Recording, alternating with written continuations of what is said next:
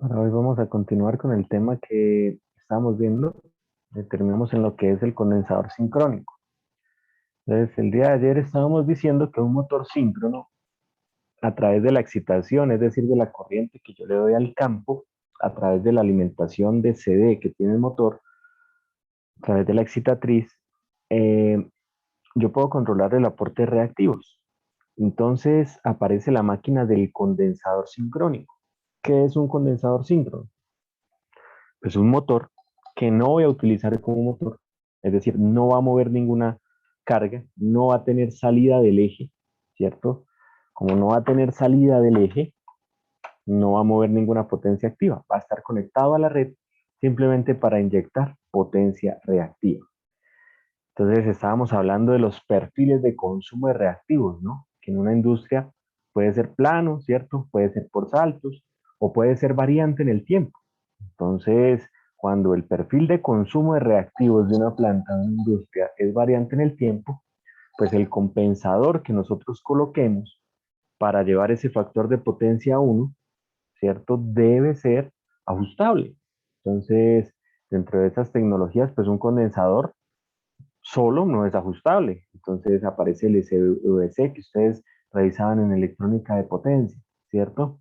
Aparece el STATCON, el diastatcon. Pero antes estaba el condensador síncrono. ¿Qué nos permitía? Bueno, a partir del control de la corriente de campo, controlar los reactivos que queremos inyectar al sistema. Entonces habíamos quedado en revisar unas imágenes, por aquí tenemos unas imágenes de lo que son los condensadores síncronos. Entonces tenemos por aquí una imagen, es una máquina rotativa, cierto, un motor, pero no lo vamos a utilizar para mover ninguna carga. Simplemente está girando, conectado a la red, es decir, como si fuera un motor, pero a través de la excitación controlamos esos reactivos que van hacia la carga. Aquí tenemos varias imágenes de condensadores síncronos. Entonces, parecen motores porque son motores, solo que no se van a utilizar para mover ninguna potencia activa. ¿Sí? Ahí tenemos lo que son imágenes de condensadores síncronos, ¿vale? Para conectar en grandes sistemas de potencia. Entonces, cuando nosotros tenemos un condensador sincrónico, ¿cierto? Pues tenemos el, la máquina rotativa, por lo general no tiene salida de eje, ¿cierto? Por aquí la excitación, que es donde vamos a controlar la corriente que va hacia el campo, y pues va a estar conectado a la red eh, a un determinado voltaje línea. Entonces, si nosotros observamos el diagrama fase-oriente, nosotros vamos a tener que por acá está el voltaje de fase, que es el voltaje de referencia. ¿Y qué va a pasar con la corriente? Resulta que es un motor, obviamente, que está conectado a la red y la red es el que lo hace mover.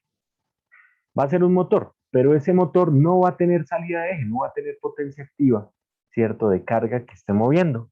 Entonces, resulta que esta distancia que es proporcional a la potencia activa va a ser una distancia muy pequeñita. O sea, la altura del diagrama fasorial va a ser pequeña. ¿Por qué? Porque él necesita un cierto consumo de potencia activa, ¿cierto? Para mantenerse girando, ¿cierto? Para girar, para rotar. ¿Sí? ¿Quién lo mueve? Pues la red lo mueve. Entonces esas pequeñas potencias que entran ahí son las pequeñas potencias de pérdida, ¿cierto? Las pérdidas. Él absorbe de la red la potencia única y exclusivamente necesaria para girar. Y entonces, ¿qué pasa si yo lo tengo sobreexcitado? Entonces yo tengo una FEN grande, ¿sí? ¿Qué haría el diagrama fasorial así? Aquí está mi FEN, ¿cierto? La FEN, y entonces el fasor IA por XS tiene que quedar de esta manera, ¿no? Tiene que cerrar. Sentido contrario, aquí tenemos IA por XS, lo cual hace que, mire, si el fasor del voltaje en la reactancia está a 90 grados de la corriente tiene que estar por acá, la línea, ¿cierto? Es decir, que si yo dibujo la corriente, pues, la corriente quedaría por acá y se comporta casi como un condensador puro, ¿cierto? En la operación real, las potencias son pequeñas comparadas con los reactivos que puede dar, la potencia activa que va a consumir, porque es solo la de la rotación, ¿cierto? Solo la de las pérdidas. Esto es proporcional a Q, ¿cierto? Entonces, esta corriente va a estar casi que a 90 grados, comportándose como un condensador y suministrando reactivos a la red, compensando el factor de potencia del lugar donde yo lo coloque, el condensador síncrono, ¿cierto? Ahora, ¿qué pasa si yo subexcito el condensador sincrónico? Entonces, si yo subexcito el condensador sincrónico, hago la FEM pequeña, fíjense que la FEM quedaría por acá, ¿cierto? Esta sería EA'. ¿Qué va a pasar con el fasor IA por XS? Tiene que cerrar de esta manera. Recuerden que la altura del diagrama fasorial solo son las potencias requeridas para moverse, ¿cierto? Para suplir ese torque de movimiento, ¿sí? Acá quedará IA por XS, entonces fíjense que el fasor de la corriente estará ahora hacia abajo, casi que 90 grados atrás, se comportaría como un inductor. Entonces fíjense que controlando la corriente de campo, lo paso de subexcitación a sobreexcitación, ¿cierto? Y puedo controlar la energía reactiva que me va a aportar, ¿cierto? Entonces, si yo tengo, por ejemplo, un perfil de consumo de reactivos en una planta, que es así, ¿cierto? Y que pasa de lo inductivo a lo capacitivo por X de motivo, ¿cierto? Si este es mi perfil de consumo de reactivos, pues fíjese que al colocar un motor sincrónico o un condensador síncrono, en este caso el condensador solo para aportar reactivos, pues yo puedo a través de la corriente de campo ir ajustando los reactivos para ir compensando lo que la planta requiere para que mi factor de potencia sea lo más cercano a 1 y de la red solo provenga la potencia activa que necesita mi planta y los reactivos yo los esté generando o los esté consumiendo en mi condensador sincrónico dependiendo de lo que yo necesite.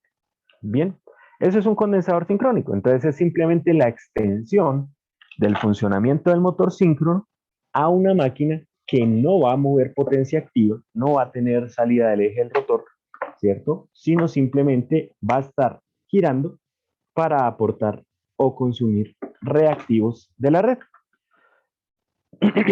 Y ese es el condensador síncrono. Bueno, muy bien. Resulta que esta máquina, pues dirán ustedes, no, qué máquina tan buena, ¿no? Los motores sincrónicos giran siempre a la misma velocidad, ¿cierto? Aparte de eso, nos pueden mejorar el factor de potencia, no necesariamente son inductivos, ¿cierto? Pero ese motor tiene muchas desventajas, ¿cierto? Es más grande porque en el rotor va a tener un devanado, ¿sí? Al tener, si es de escobillas, ¿cierto? Pues va a tener necesidad de mantenimiento continuo, ¿sí? Eh, bueno, necesitamos una alimentación de corriente directa. Y aparte de eso, el motor síncrono tiene unos problemas con el arranque. Entonces, arranque, arranque de motores, ojo, síncronos, ¿no? Arranque de motores síncronos. Ojo que estamos en síncronos, no en asíncronos, ¿no? Entonces me van a decir, arranque estrella delta. No, no, no, no. Arranque estrella delta es para motores asíncronos, para motores de inducción. ¿Qué pasa con los motores síncronos? Los motores síncronos tienen un problema para arrancar.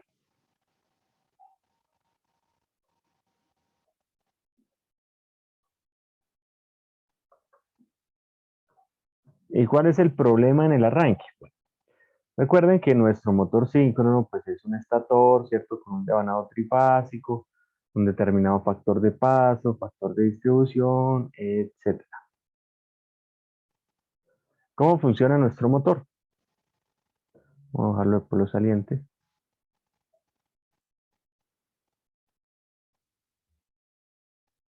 Quiero regálame un segundo, voy a cerrar la aplicación. Está como lenta, no me permite escribir bien. Y la vuelvo a abrir. Regálame un segundito.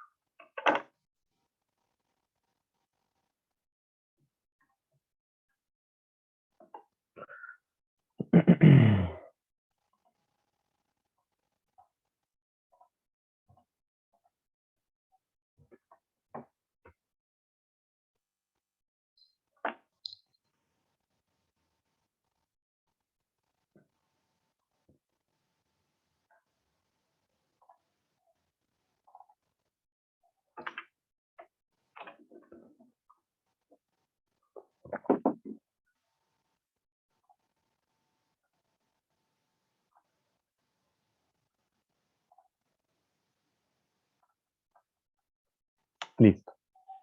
Bueno,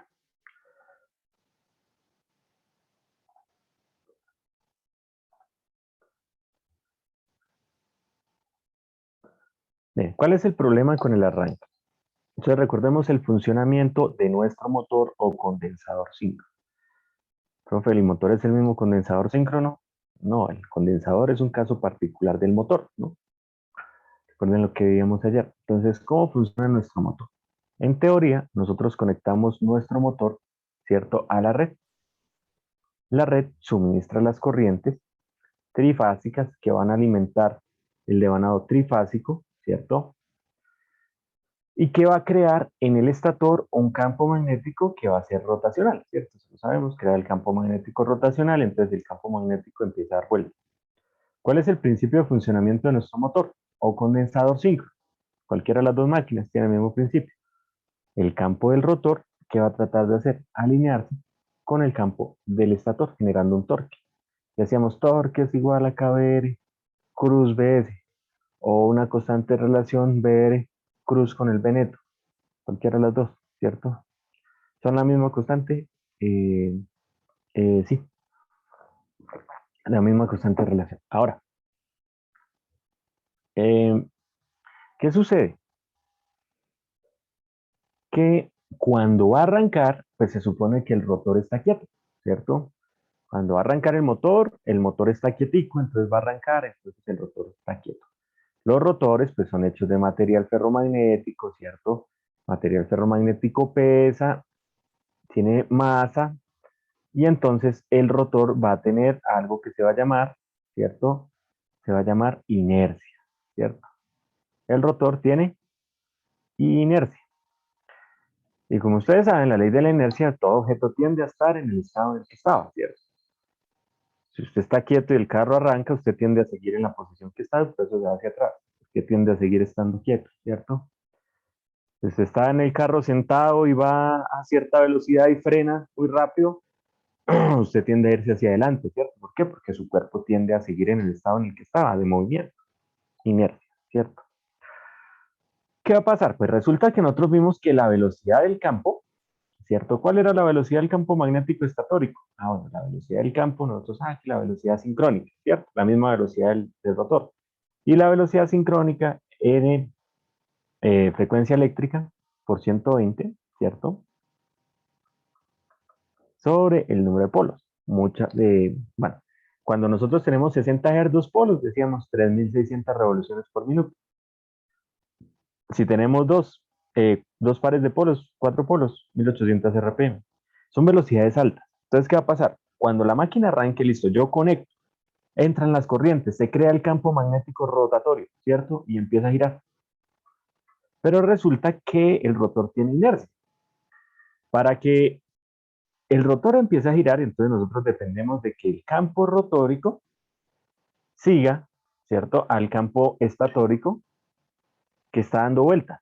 Entonces arranca, listo, arrancó, pasó el campo estatórico.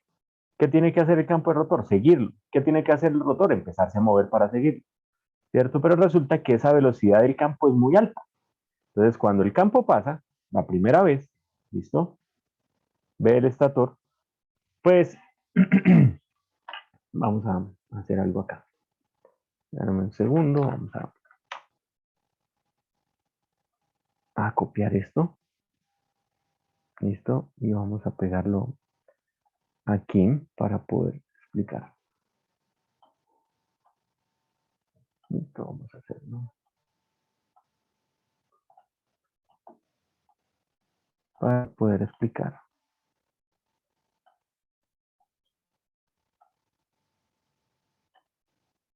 ¿Listo? Entonces, bien. La primera vez que pasa el campo magnético del estator, ¿cierto? Estaría por aquí. Aparece el torque, sí, efectivamente el torque, y entonces este señor trata de alinearse y ¡rum! Se va para acá. Apareció el torque. Entonces el rotor tiende a moverse, pero como tiene inercia, no va a arrancar de una vez a seguir, ¿cierto? Empieza a moverse con un pequeño movimiento, ¿listo? Empieza a medio moverse. El campo magnético sigue su rumbo, y entonces llega a esta posición. ¿Listo? Ah, bueno, sigue el torque para allá. ¿Sí? Trata el campo de rotor, sigue alinearse. ¿Listo? En la siguiente posición es donde empieza lo negativo. Está acá. El campo magnético estatórico sigue su rumbo. ¿Qué va a pasar? Pues resulta que el campo rotórico está para arriba, el campo estatórico está para abajo, ¿cierto? Y eso es un punto, ustedes estudiaban esto en electro, en ondas, se llama una posición de equilibrio inestable. ¿Por qué? Los dos campos están en oposición, ¿cierto? Cuando ven el momento magnético de unas piras, si ustedes ven esto, electro, creo que es que se ve. Bueno, un punto de equilibrio inestable. El campo estatórico está para el otro lado en contraposición al del rotor. ¿Cuánto vale el torque? El torque vale cero, ¿cierto? ¿Por qué? Porque el campo del rotor no va a tratar de alinearse con el estator porque están en antiparalelo, no va a girar. Recuerden que torque KBR cruz BS, cruz, producto cruz de dos vectores que hacen 180 grados, ¿cuánto es? Cero. No hay torque, ¿no? Entonces resulta que estos dos, en estos instantes, el rotor estaba tratando de girar para allá, tratando de vencer la inercia. No resulta que aquí ya no hay torque, ¿no? Y si el campo magnético sigue su trayectoria, ¿cierto? El del estator, porque el del estator sigue girando, recuerden que el campo del estator está dando vueltas, el del rotor está quieto porque hasta ahora va a arrancar la máquina, está en una velocidad de cero. Fíjense que cuando el campo del estator está en esta posición, el torque se hace para el otro lado. BR cruz BS, el campo del rotor dice, me alineo con el del estator, pero es como mejor para allá. ¿Y hacia dónde va a ir el torque? En contraposición. Pero el campo magnético sigue su trayectoria circular porque es un campo magnético rotacional, lo que estamos creando en el estator. ¿Qué vamos a percibir? Pues vamos a percibir que el torque es alterno, entonces esto no va a dar una vuelta. ¿Por qué? Porque en la primera posición él está tratando de girar para en sentido contrario a las manecillas del reloj, pero como el campo magnético estatórico es rápido, se va, ¿cierto? Él no ha vencido la inercia y entonces viene por acá, entonces él se devuelve. ¿Qué vamos a percibir en el rotor? Una vibración, una vibración. No va a arrancar por sí solo. Entonces, el motor sincrónico como tal no tiene par de arranque. No tiene par de arranque. Es decir, no arranca por sí solo. No arranca por sí solo. Va a requerir unas técnicas. Ahora bien, ¿qué percibiríamos? Que entra una corriente, ¿cierto? Una corriente, el rotor empieza a vibrar, no a girar, va a vibrar. Y entonces, ¿qué va a pasar con esa corriente? A nosotros nos han enseñado, la corriente arranca los motores siempre es grande. Y allá en la máquina de CD lo estudiábamos del por qué era grande esa corriente y había que limitarla. En este motor también la corriente es grande y tiene su explicación. Por ejemplo, aquí miremos en el estado estacionario. Regálenme un segundito, muchachos. Por aquí una cuestión. Déjenme un segundito.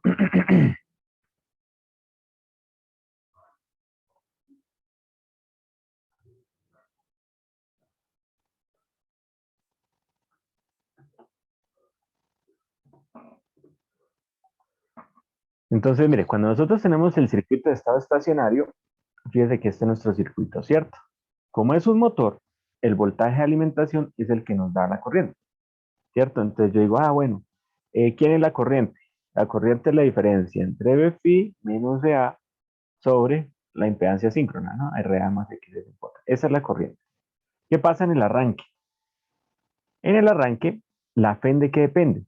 De raíz de 2 por pi por número de vueltas por flujo por frecuencia por KD y por KP. ¿De qué depende la frecuencia? Frecuencia eléctrica es igual a NMP sobre 120. En el arranque, ¿cuánto vale la velocidad? Cero. Como la velocidad vale cero, ¿cuánto vale el flujo? Pues aproximadamente cero. ¿Por qué aproximadamente cero? Porque hay flujo remanente en la máquina, remanente, flujo permanente, que quedó en la memoria que ya estaba magnetizado. Conclusión, esta FEN es prácticamente cero, entonces, ¿qué nos queda? Nos queda que la corriente de arranque, el estado estacionario, está limitado solo por la reactancia de la máquina. Entonces, una corriente muy grande. ¿Por qué? Porque cuando está en operación, que la máquina está girando, pues la FEN ya tiene su valor nominal y la FEN se opone al voltaje, ¿cierto? Se opone al paso de la corriente y entonces la corriente baja los valores nominales o operación, ¿cierto? Recordemos que la potencia que se convierte de eléctrica a mecánica es ¿quién? 3 veces la FEN por la corriente que entra a la FEN por el coseno del ángulo que hace la potencia esta, pero que también tiene su expresión mecánica. ¿Cuál? El torque inducido electromagnético por la velocidad mecánica a la que gira, ¿cierto? Si el rotor está quieto, no hay potencia convertida. ¿Por qué? Porque la FEN es cero y el torque es cero, porque no está girando, ¿ya? Entonces es una corriente grande. Entonces, ¿qué percibiríamos? Conectamos esto, el rotor empieza a vibrar, no a girar, a vibrar por el torque que cambia de polaridad, ¿cierto? ¿Por qué? Por la inercia, ¿cierto?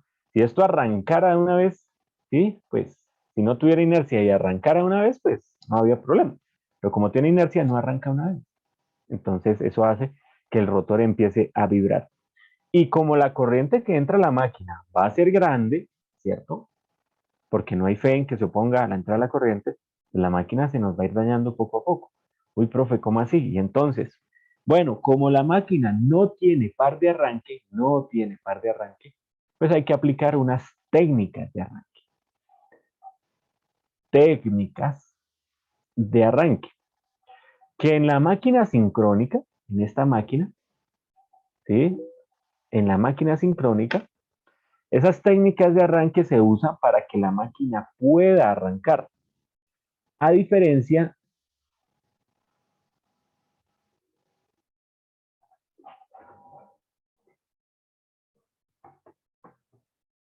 regálame un segundo.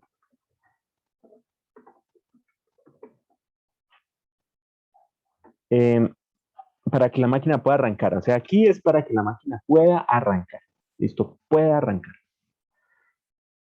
En las máquinas asíncronas, que es las que vamos a ver a continuación, las de inducción, las técnicas de arranque se hacen para reducir la corriente de arranque. ¿Por qué? Porque las máquinas de inducción sí arrancan por sí solas. O sea, los motores de inducción, que son los que más se están utilizando en la industria, que son los asíncronos, sí, arrancan por sí solos. Lo que pasa es que absorben una corriente grande y entonces esas técnicas que ustedes han escuchado, que el arranque estrella delta, que el arranque por el autotransformador, que el arrancador suave, todas esas técnicas de las cuales ustedes han escuchado hablar, esas técnicas son para reducir la corriente de arranque, porque la máquina asíncrona sí arranca por sí sola. La máquina sincrónica no. El motor síncrono necesita una técnica de arranque para poder arrancar. ¿Listo? Para poder arrancar. ¿Y cuáles son esas técnicas de arranque? Bueno, vamos a nombrarlas. Aquí un grupo de exposición pues nos lo va a traer de una manera más detallada, más bonita, más explicada, más profunda. La primera técnica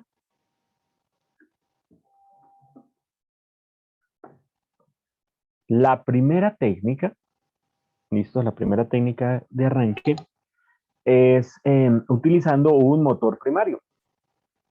Yo la explico aquí de manera general para hacernos la idea y el grupo que le toque, pues sí lo explica cómo es el procedimiento. Un motor primario.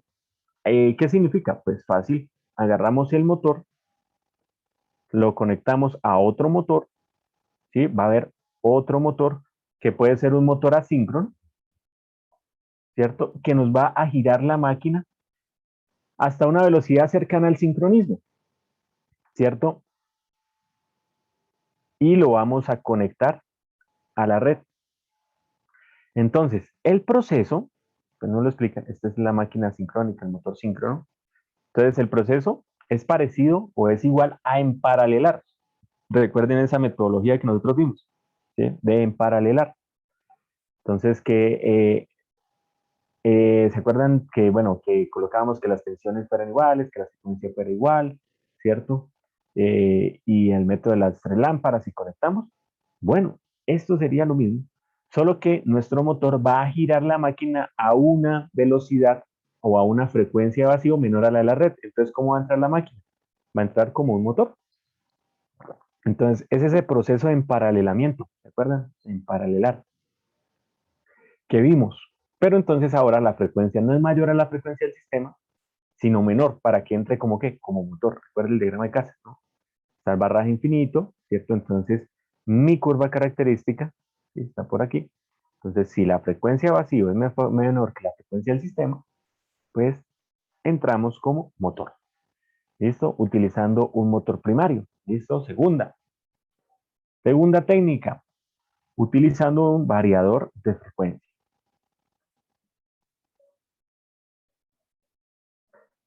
Profe, ¿qué es un variador de frecuencia? Entonces, acuérdese, curso de electrónica de potencia, ¿cierto? Allá a través de puentes H o a través de cualquier topología de inversor, usted controla los tiempos de las conmutaciones y por lo tanto las frecuencias de las ondas que usted genera para alimentar el motor.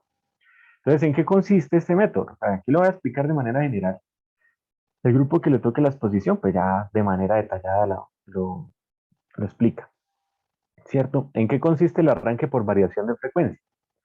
Entonces, consiste en que vamos a alimentar el motor con una frecuencia baja. ¿Para qué? Pues para que el campo magnético del estator pase lentamente. Recuerden que la velocidad síncrona depende de la frecuencia de la red. Entonces, si yo alimento con una frecuencia lenta, pues el campo del estator va a pasar lentamente. Y como pasa lentamente, pues le da chance al campo del rotor de empezar a seguirlo, ¿cierto? Y de ir venciendo la inercia. Y entonces él se empieza a mover y el campo se mueve lentamente. A medida que el rotor empiece a vencer la inercia, pues entonces el campo del estator lo vamos alimentando con más y más y más y más y más y más y más y más y más de frecuencia hasta que lleguemos a la frecuencia nominal. De esa manera vencemos la inercia. ¿Qué es lo que pasa? Bueno, lo que se vio en transformadores. Cuando hablábamos en transformadores o aquí, la FEN, ¿cierto? El voltaje era raíz de 2 por pi por número de vueltas por flujo por frecuencia por KD y por KP. ¿Qué va a pasar? Recordemos que nosotros diseñamos las máquinas para que operen en el codo de la curva de saturación, ¿cierto? Aquí en el ciclo de histéresis el pico máximo es el codo de la curva. Para que no se sature la máquina, recuerden que esto es una relación de intensidad de campo, densidad de flujo, que también la podemos transformar en fuerza magnetomotriz, flujo, y en últimas es una relación de voltaje y corriente, ¿no? Esa es la relación, ¿cierto? Eh, entonces, ¿qué pasa? Nosotros diseñamos para que con el voltaje pico esté en el flujo pico, esté aquí, esté en el codo de la curva. Para que esta curva sigue por acá. Si nosotros saturamos la máquina, el consumo de corriente va a ser grande. Y entonces la máquina se va a calentar y entonces la vamos a dañar y no vamos a querer eso, ¿cierto? Entonces nosotros queremos que siempre trabaje ahí, máximo en el codo de la curva, que no se vaya a saturar. ¿Listo? Que no se vaya a saturar. Entonces, ¿qué pasa? Cuando yo bajo la frecuencia,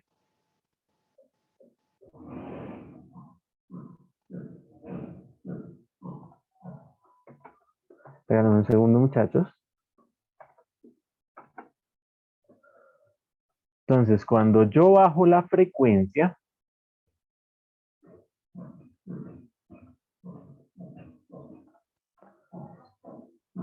¿qué va a pasar con esto? Entonces, pasa lo siguiente. Si yo tengo un voltaje, vamos a mirar qué pasa con el flujo.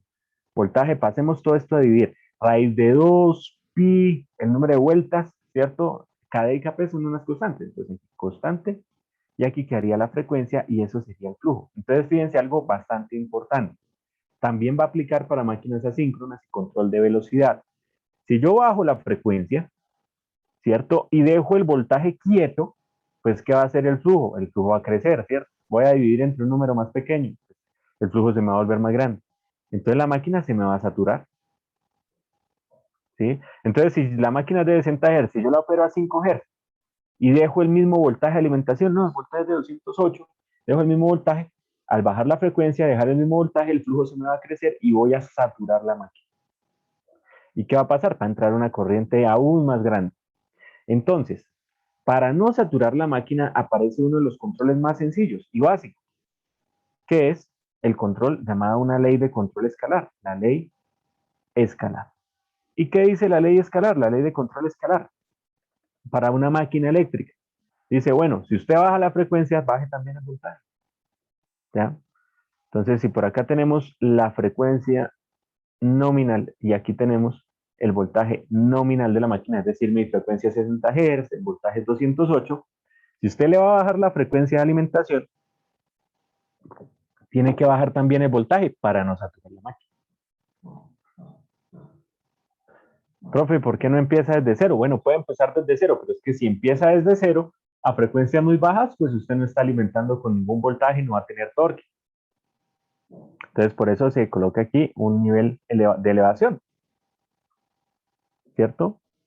Un voltaje ahí inicial para que en bajas frecuencias haya algo de voltaje y haya algo de torque.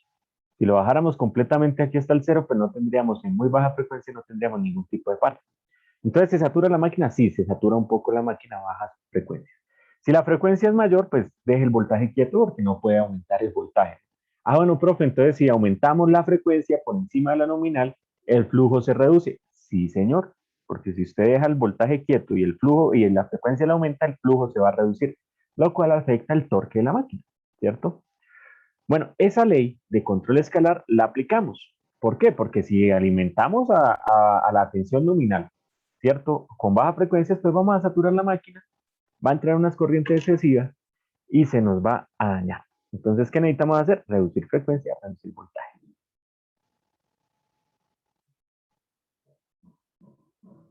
Regálame un segundito, muchachos. Un segundito. Contesto por aquí algo urgente. Regálame un segundo. Bueno, entonces, ¿cómo sería ese arranque por variador de frecuencia? Entonces tendríamos que, con un variador de frecuencia, alimentar nuestro estator, ¿cierto? De nuestra máquina. Dame un segundito, ya.